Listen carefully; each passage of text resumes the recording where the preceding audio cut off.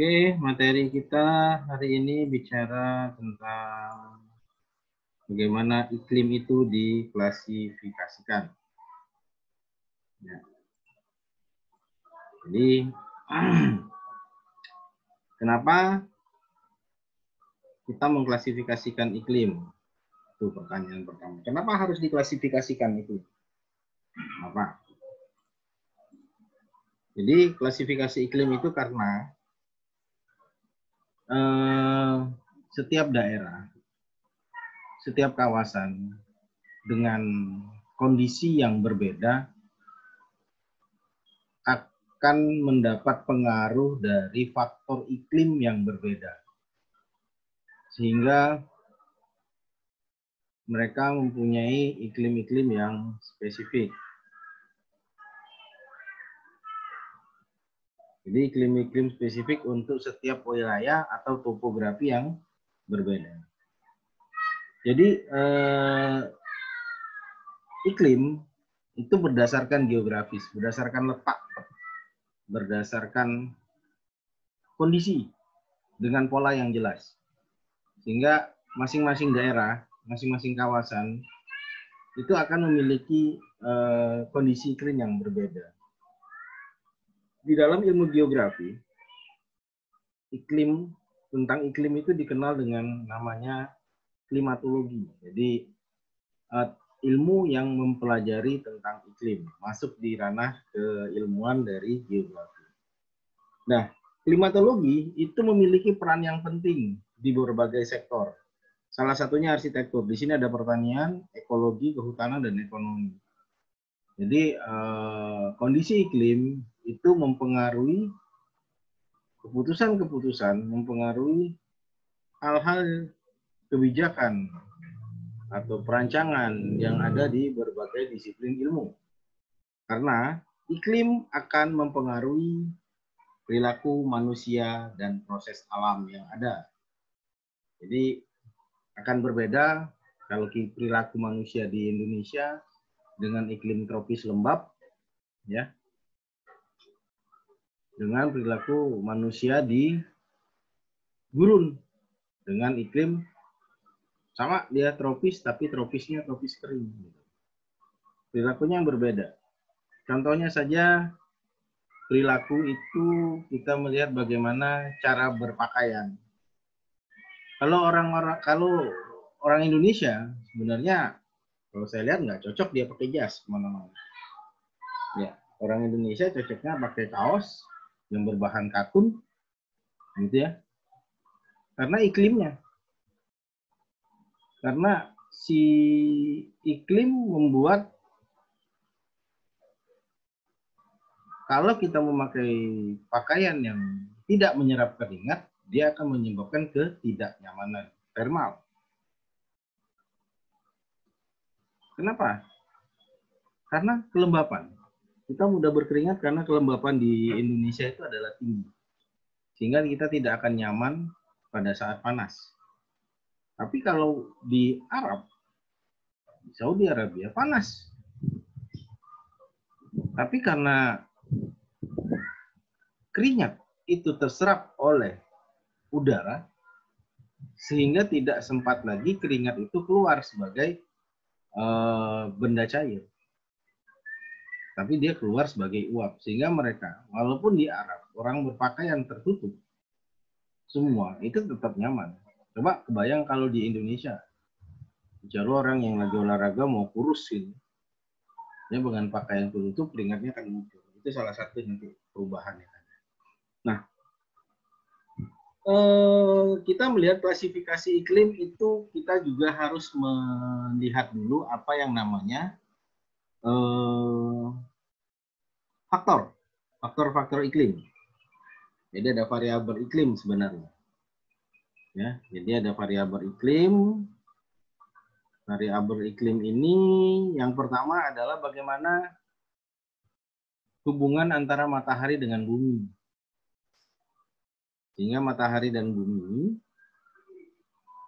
di mana dengan jarak tertentu, suatu saat bumi jauh dari matahari, suatu saat bumi dekat dengan matahari, itu akan mempengaruhi radiasi matahari ke bumi. Pengaruh matahari ke bumi adalah baik sinar maupun energi panasnya. Itu mempengaruhi iklim. Yang kedua adalah posisi dari suatu daerah berdasarkan garis lintang. Dan ini akan membagi kondisi-kondisi iklim seperti kemarin sudah sempat kita bahas, ada tropis, subtropis, ya. Jadi posisi masing-masing bumi, masing-masing area bumi berdasarkan garis lintang itu akan mempengaruhi bagaimana sudut matahari menyinari bumi dan durasi waktu siang. Kita mungkin normal, ya. Kita normal, siang 12 jam, malam 12 jam. Tapi kalau di kutub terkadang malam semua. Jadi kalau di daerah-daerah subtropis terkadang, maaf ngomong, kadang orang puasa lebih lama gitu. Karena siangnya lebih malam, atau puasanya lebih dikit karena siangnya lebih dikit waktunya. Yang ketiga adalah bagaimana topografi. Ketinggian. Ketinggian sebuah daerah itu akan mempengaruhi curah hujan dan angin. Ya. Ketinggian satu daerah itu mempengaruhi curah hujan dan angin, gitu. Yang keempat, variabel iklim yang keempat adalah adanya perbedaan antara permukaan bumi, antara laut dan benua, antara benda cair dan benda padat. Nah, benda cair dan benda padat memiliki perbedaan dalam menyerap panas, perbedaan dalam menyerap panas matahari. Dan perbedaan inilah yang akan menghasilkan perbedaan tekanan udara. Dan perbedaan tekanan udara inilah yang akan menghasilkan angin udara yang bergerak. Itu variabel yang keempat. Variabel yang kelima adalah adanya aliran udara di bumi, ya, yang dipengaruhi oleh berbagai macam faktor yang menyebabkan terjadinya perbedaan tekanan udara antara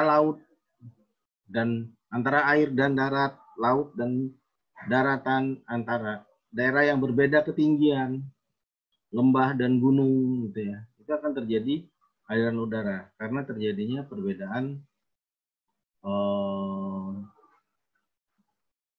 tekanan udara akibat terjadinya perbedaan material, perbedaan ketinggian. Nah, dari variabel-variabel iklim ini, beberapa ahli klimatologi itu mencoba mengklasifikasikan iklim dengan pertimbangan-pertimbangan variabel ini. Mereka akan mengklasifikasikan iklim. Oke, ada yang Anda tanyakan di slide pertama? Silakan.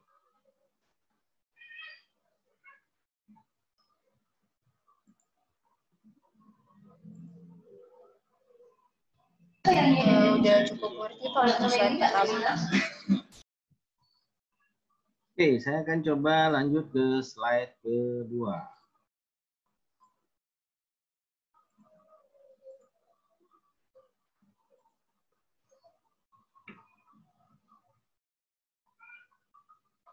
Klasifikasi pertama itu adalah klasifikasi berdasarkan suhu dan ketinggian suatu daerah. Ini orang menyebutnya iklim, di ahlinya si Jung Hoon. Jung Hoon. Jadi di sini mencoba mengklasifikasikan iklim berdasarkan ketinggian yang ada di satu daerah. Yang pertama adalah dia menyebutnya adalah zona panas, ya.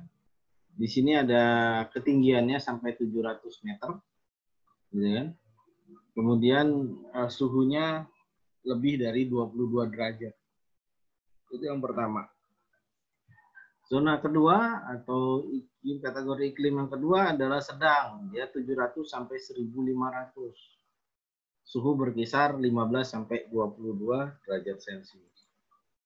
Yang ketiga adalah sejuk, 1500 sampai 2500. Ya, dengan suhu rata-rata 11 sampai 15. Yang keempat adalah zona iklim dingin.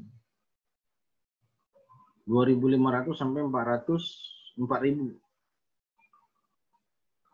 Ya. Yang ketiga adalah zona iklim salju. Dia di atas 4.000. Dengan suhu rata-rata kurang dari 11 derajat Celcius. Dan ini biasanya untuk lahan pertanian itu seperti ini. Jadi ada daerah panas, sedang, sejuk, tanaman yang ada, gitu ya. Sedangkan di daerah di 250 sudah tidak ada lagi tanaman yang bisa dibudidayakan. Itu. Jadi ini adalah pembagian yang pertama. Junghun membagi iklim berdasarkan ketinggian. Walaupun Anda nanti membahasnya di daerah tropis, tapi daerah tropis di ketinggian tertentu akan memiliki ciri yang berbeda, akan memiliki suhu yang berbeda. Walaupun sama-sama bicara tropis. Itu Junghun.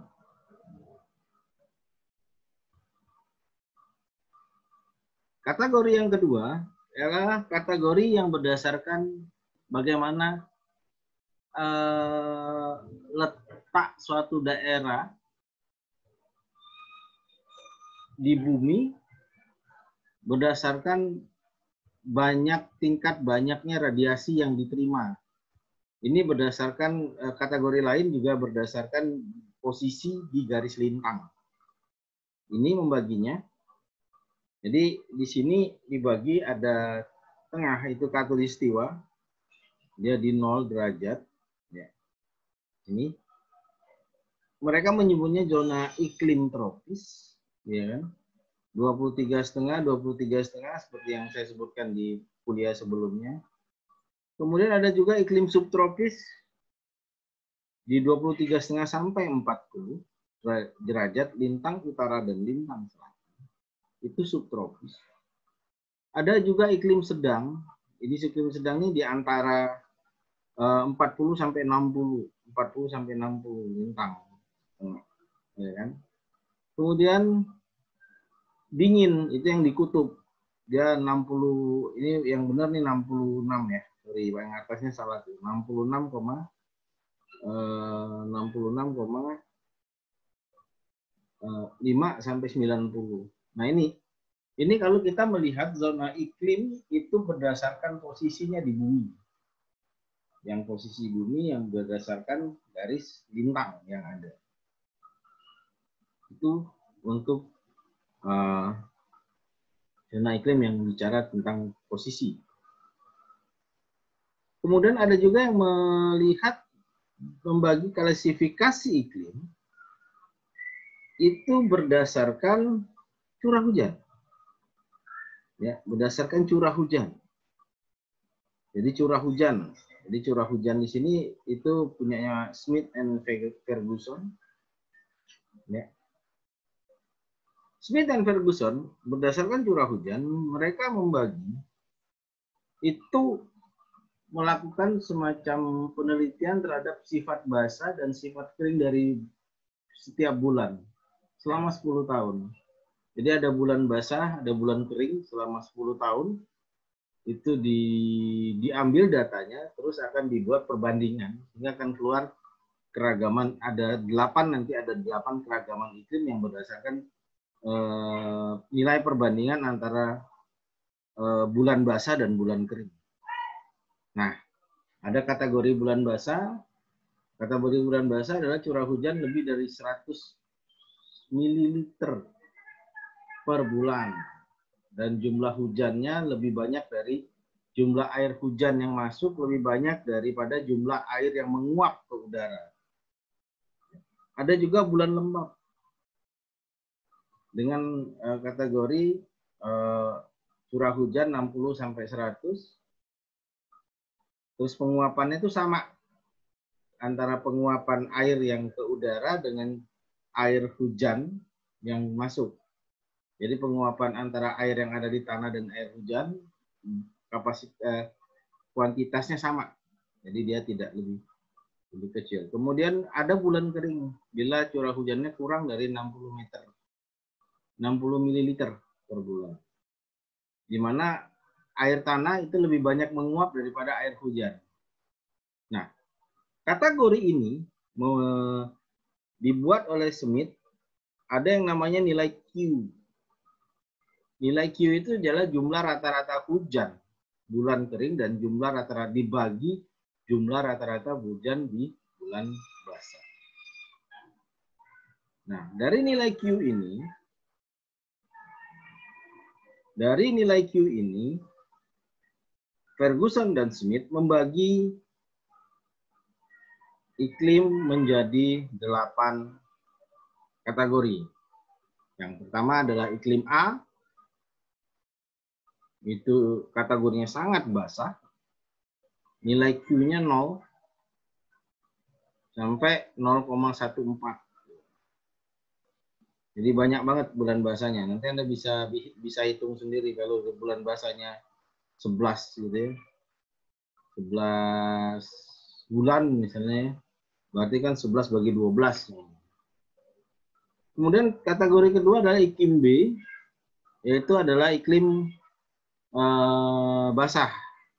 Dia 1,4 0,14 sampai 0,3. Ini sama tanda-tandanya, ini mereka melihat vegetasi ya. Jadi vegetasi yang ada, vegetasi yang ada itu akan menjadi satu indikator dari si iklim tersebut. Kemudian ada iklim agak basah, 0,3 sampai 0,6. Ini sudah mulai banyak nih. Bulan keringnya udah mulai banyak di sini. Ya, bentuknya adalah vegetasi hutan gugur. Kemudian iklim tipe D itu iklim sedang. 0,6 sampai 1 ini sudah mulai imbang. Ya, sudah mulai imbang. Dia karena dia kalau 6 bulan bagi 6 bulan dia 1 gitu ya. Jadi 0,6 sampai ini dia masuk di iklim sedang. Iklim tipe D yang iklim sedang. Ya, bicara 10 menit lagi kita akan putus. Nanti kita akan lanjut lagi, kita sambung lagi. Kemudian iklim selanjutnya adalah iklim E, tipe E. Dia agak kering. Nah, udah mulai banyak bulan keringnya nih. Karena 1 dia 1,6 udah mulai banyak. Dan sudah ditandai dengan yang namanya sabana atau savana atau stepa hutannya. Di mana sudah banyak perdunya dibandingkan dengan pohon. Terus yang ke-6 itu kering, ya kering. Ini sudah mulai lebih banyak lagi nih. Bulan keringnya lebih banyak lagi, sama tipenya ada sabana. Kemudian sangat kering. Nah, ini sudah mulai antara 3 Q-nya sampai 7. 3 sampai 7 itu udah luar biasa, udah banyak kali kering dan sudah mulai berbentuk padang ilalang. Yang terakhir adalah yang luar biasa kering. Nah, dia di atas 7. Di perbandingannya di atas 7. Ini kategorinya. Kategori kalau kita melihat iklim itu berdasarkan si curah hujan. Oke. Ini sedikit gambaran bagaimana kalau hutan hujan tropis, airnya banyak, hutannya lebat, gitu ya, variasi kayunya lebih banyak dan cenderung kepada kayu-kayu hardwood atau kayu-kayu keras.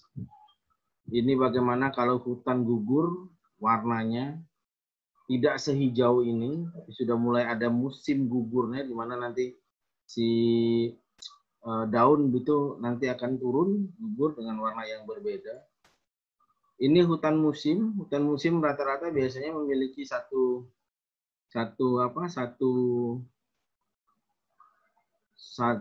spesies, kebanyakan dominasi, misalnya hutan pinus ya, seperti itu. Dan ini sabana atau stepa, di mana memang sudah perpaduan antara alang-alang dan pohon, ya, alang-alang dan pohon atau perdu dan pohon, dan pohonnya tanaman yang berbentuk pohon ini sudah mulai jarang. Atau yang tadi padang ilalang ya, sudah benar-benar tidak ada pohonnya dan pohon. Jadi kondisi hutan atau vegetasi di masing-masing iklim berdasarkan suhu, berdasarkan curah hujan itu akan mempengaruhi vegetasi yang tumbuh di dalamnya, vegetasi yang tumbuh di daerah yang beriklim tersebut. Anda bisa melihat satu perbedaan bagaimana si iklim atau curah hujan mempengaruhi vegetasi. Terus apa bagi manusia atau apa bagi arsitektur? Yang pertama adalah material. Orang-orang dulu, ya, kita coba belajar dari orang-orang dulu, itu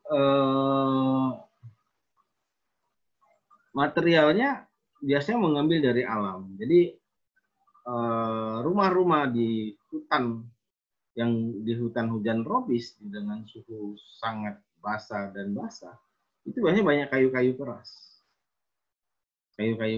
yang dipakai karena variasi kayu kerasnya banyak. Kemudian di daerah-daerah hutan gugur dan hutan musim mereka pakai kayu, tapi juga ada pakai kayu yang softwood, kayu-kayu lembut. Sedangkan padang ilalang dan sabana itu banyak yang menggunakan ilalang, banyak yang menggunakan tanaman ilalang untuk perumahannya atau untuk rumah mereka. Sehingga di sini salah satu pengaruhnya nanti adalah ke dunia arsitektur adalah bentuk. Kalau kemarin kita sudah diskusi bagaimana iglo, tapi di sini juga ada pengaruh tentang material, ya, material yang ada. Oke, saya coba dulu, ada yang Anda tanyakan kira-kira dari 3 slide yang saya tampilkan? Pak, saya mau nanya Pak. Lebih ke mengingatkan pertanyaan yang pernah saya tanyakan di minggu lalu sih Pak, yang saya pernah baca kalau iklim tropis sama iklim khatulistiwa itu beda. Nah itu gimana Pak? Kalau khatulistiwa memang dia berada di iklim tropis ya sebenarnya, tapi sebenarnya pembagian kategori iklimnya yang membuat dia berbeda. Kalau saya lihatnya seperti itu. Jadi ada iklim khatulistiwa, jadi iklim yang memang berada di daerah ekuator, ya, di daerah sekitar ekuator. Tapi kalau bicara tropis dia lebih banyak, dia lebih luas. Jadi di antara 23,5 lintang utara dan 23,5 lintang selatan. Jadi kalau saya melihat iklim tropis itu areanya lebih besar dari iklim khatulistiwa karena dia benar-benar di garis khatulistiwa. Yang kedua, iklim tropis memiliki banyak variasi. Nanti kita akan lihat di di pembagian iklim yang sedikit rumit. Kalau ini melihat 1 atau 2 kategori, klasifikasi iklim selanjutnya akan melihat sampai dia 3 kategori. Ya, jadi mungkin itu Mbak Anissa yang bisa saya jelaskan. Oke, ada lagi. Ini 3 menit, nanti kita putus dulu. 3 menit lagi kita putus, terus nyambung lagi ya. Karena Zoom-nya gratisan. Tolong Anda pikirkan satu ini. Saya masih berpikir, kenapa ya? Kok semakin tinggi daerah, itu semakin dingin. Kenapa? Sedangkan daerah itu lebih dekat dengan matahari kalau kita mau lihat. Jadi semakin ke atas kok semakin dingin. Ya, suhunya kok semakin dingin semakin kita ke atas gitu. Ada nggak yang kira-kira bisa jawab? Karena adanya atmosfer, Pak. Setahu saya itu sih, Pak. Kenapa atmosfernya? Karena lebih tinggi, Pak. Kadar airnya dari awan juga lebih banyak, Pak. Ya, terus juga ketinggian dari air lautnya juga. Kalau air lautnya lebih ada penguapan gitu kan, menyerap dari atas.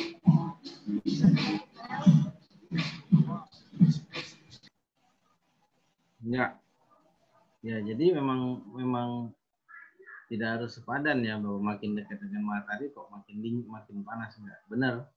Bahwa di situ ada atmosfer, kemudian ada adanya uap air yang berkumpul di atas. Oke.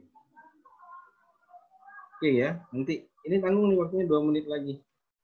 Terus gini, yang sedikit saya tanyakan kembali kepada yang kemarin, menurut Anda, apakah zona nyaman itu nanti ada ini, zona nyaman di diri Anda itu seperti apa? Gitu? Anda merasa panas jika suhu berapa? Anda merasa gerah jika bagaimana? Ada yang bisa jawab? Pernah melakukan ini nggak? Saya merasa panas tuh kalau ya, di dalam ruangan pun bisa panas. Kalau kena sinar matahari pasti panas ya. Tapi di dalam ruangan yang seperti apa menurut Anda panas?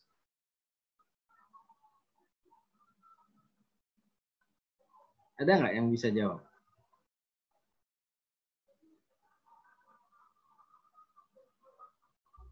Mungkin ruangan yang sedikit oksigen, Pak.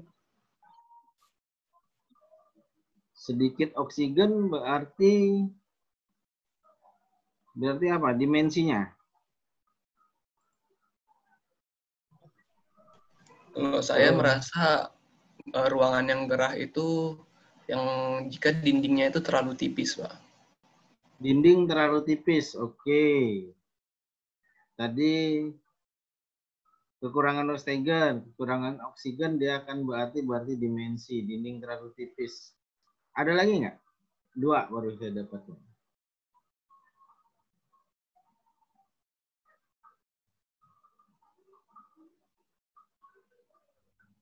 Itu Pak, kurangnya vegetasi di sekitar luar ruangannya. Jadi kalau misalkan buka jendela tuh langsung kontak sama sinar matahari. Jadi terasa suhunya tuh panas gitu.